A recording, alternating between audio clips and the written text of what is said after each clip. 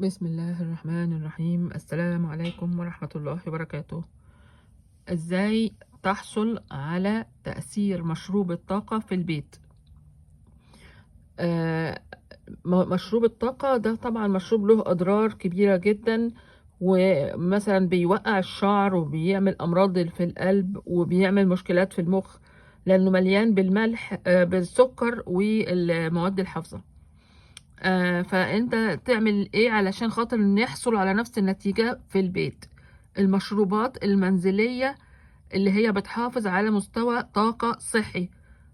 المشروبات المنزلية زي الكراوية، زي النعناع، الحاجات اللي هي موجودة في البيت.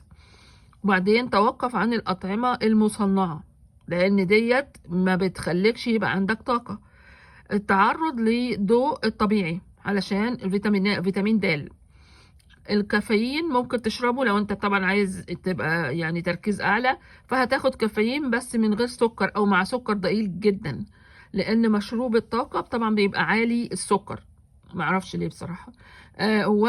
وجبة الافطار الصحية بتكون عبارة عن امثلة، يعني مثلا شوفان، زبدة اللوز، خبز الحبوب الكاملة، البيض. كل الحاجات دي بتطلق الطاقة الطبيعية للإنسان وبتمنع الخمول في منتصف اليوم.